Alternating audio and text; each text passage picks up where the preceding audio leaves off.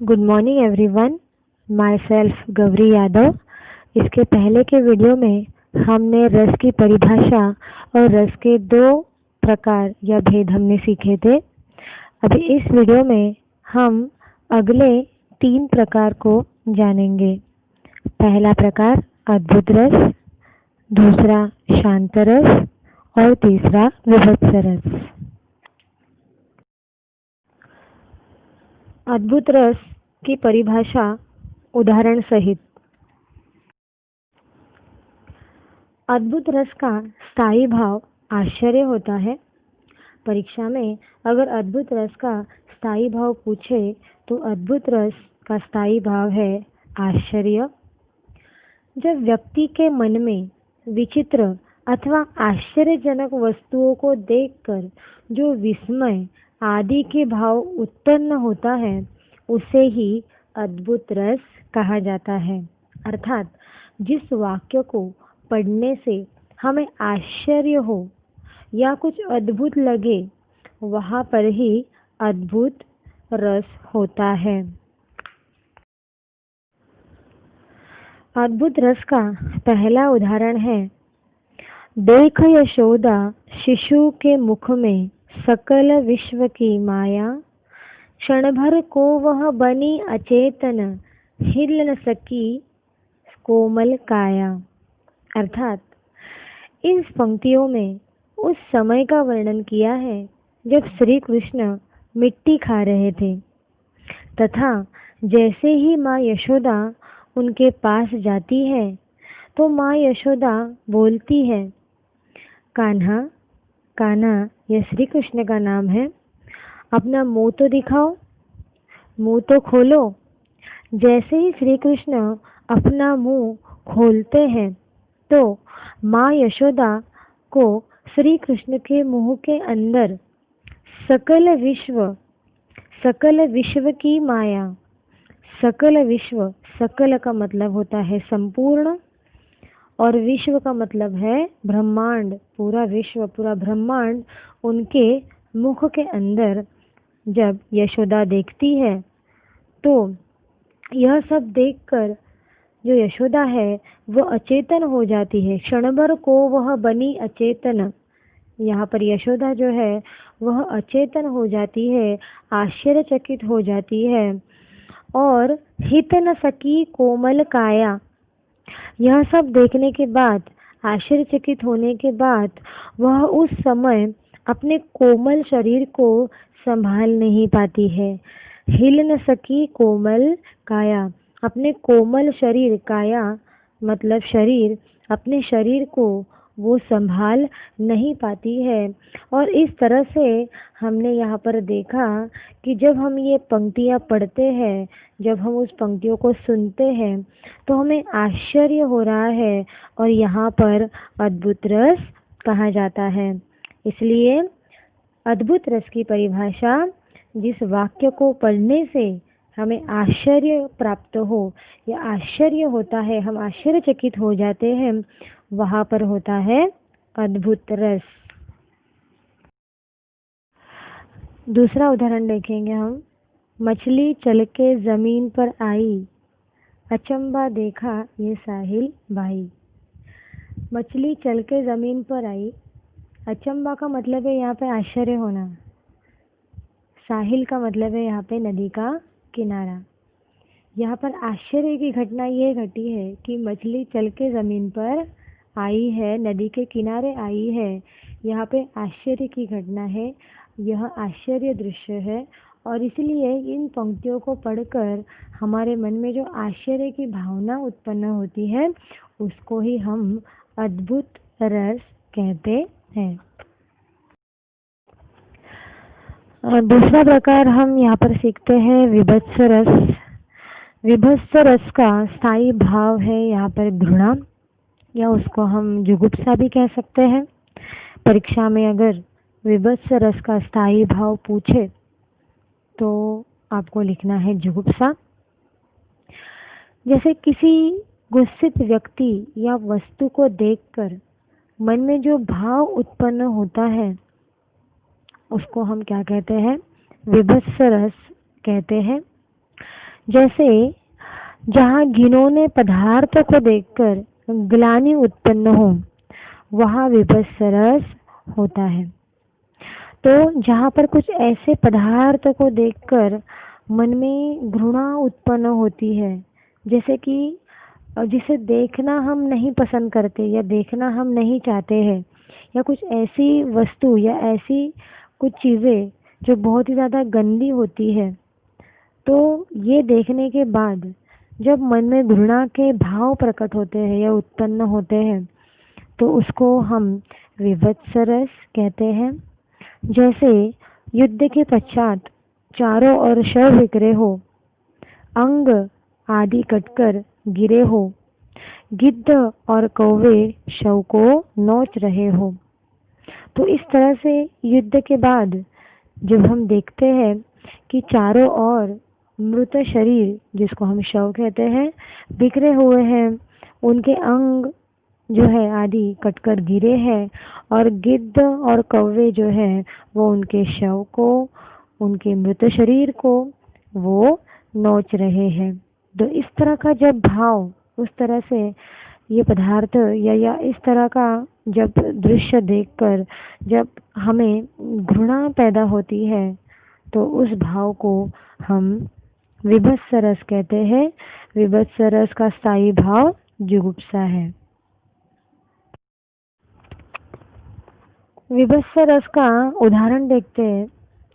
आंखें निकाल उड़ जाते, क्षण भर उड़कर आ जाते, शव जीभ खींच कर कौवे जुबला जुबला कर खाते, भोजन के श्वान लगे मुर्दे पर मुर्दे लेटे, खा मांस चाट लेते, चटनी सम बहते बेते।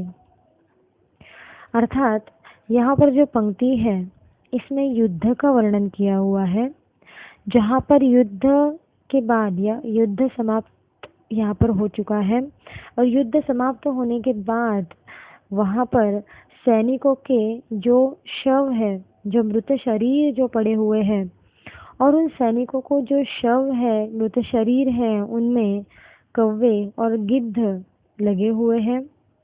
कोई उनकी आँख निकाल कर उड़ जा रहा है, तो कोई उनके शव के जीभ खींचकर कौवे जो है वो खा रहे हैं। श्वान लगे मुर्दे पर मुर्दे लेटे, श्वान का मतलब यहाँ पर कुत्ते या कुत्ता, जो उनके मुर्दे शरीर को जो है वो चाट रहे हैं, उनके मांस को वो खा रहे हैं। तो इस तरह के जब हम इन पंक्तियों को पढ़ते हैं तो हमारे अंदर एक घृणा का भाव उत्पन्न होता है।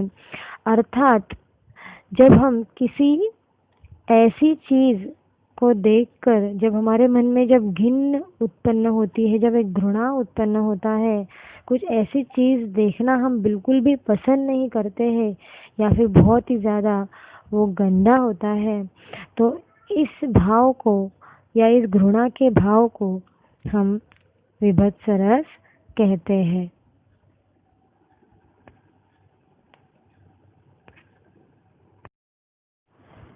दूसरा उदाहरण देखते हैं विभत्स रस का। गिद्ध और चील मंडरा रहे थे, चूहे को तड़पा रही थे।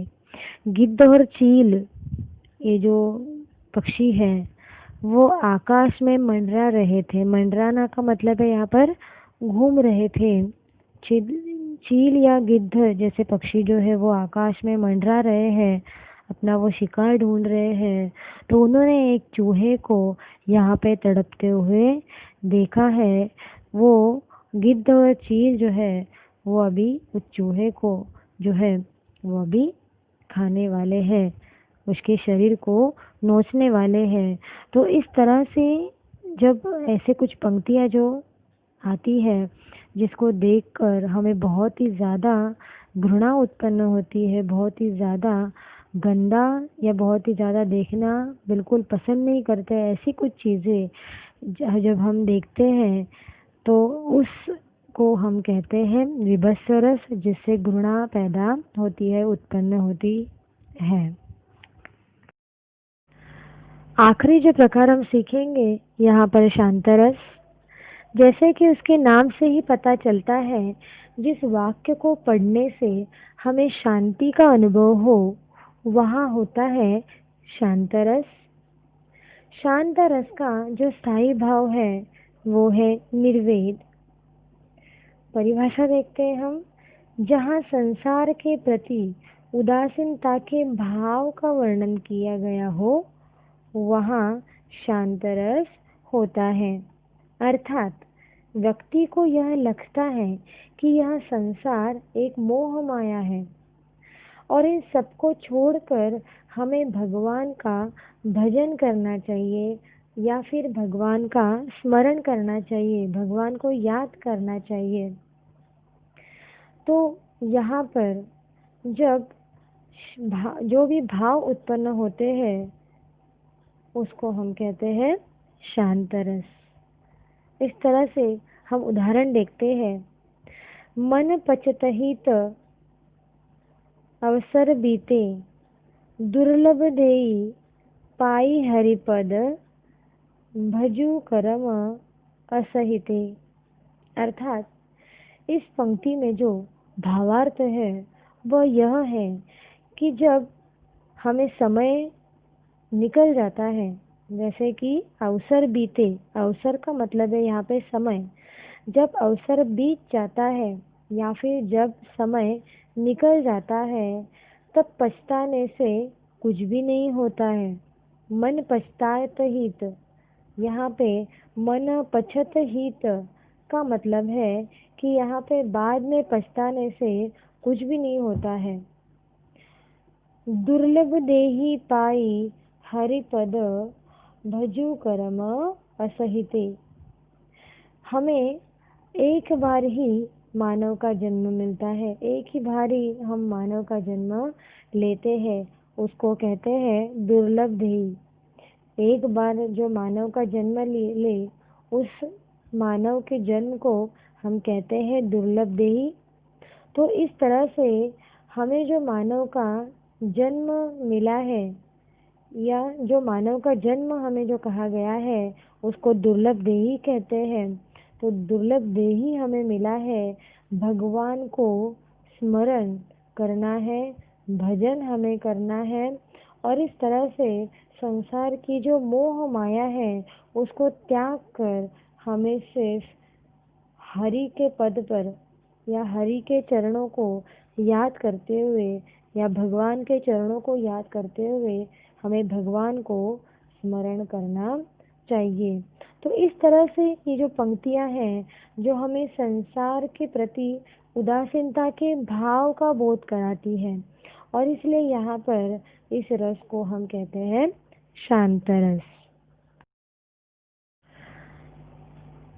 शांत रस का दूसरा उदाहरण हम यहाँ पर देखते हैं, चलती चाकी देख कर दिया कबीरा रोए, दुए पाटन के बीच में साबुत बचाना कोई। यह जो पंक्तियां हैं वो कबीरदास जी की है। कबीरदास जी कहते हैं कि जब हम चाकी को चलता हुआ देखते हैं तब मुझे बहुत ही ज़्यादा रोना आता है। कबीरदास जी कह रहे हैं यहाँ पे कि चलती चाकी देख कर दिया कबीरा रोए। कबीरा चलती या कबीर जी चलती चाकी को देखकर यहाँ पर रोते हैं, तब मुझे इसके दो पाटन के बीच में कोई भी साबुत नहीं बचता है। तो इसी प्रकार से यह जो संसार है वो क्या है? एक मोह माया है। इस संसार की मोह माया में फंस करके किसी भी व्यक्ति का भला नहीं हो सकता और इसलिए हमें इस संसार की मोह माया को त्याग करके भगवान को या हरि को, भगवान के पदों को हमें स्मरण करना चाहिए, जिससे हम अपने जीवन का उद्धार कर सकें। तो इस प्रकार से हमने देखा कि इन पंक्तियों को पढ़ कर के हमें संसार के उदासीनता के भाव का बोध होता है और इसलिए यहाँ पर शांतरस होता है। शांतरस का जो स्थायी भाव है वो है निर्वेद। Thank you.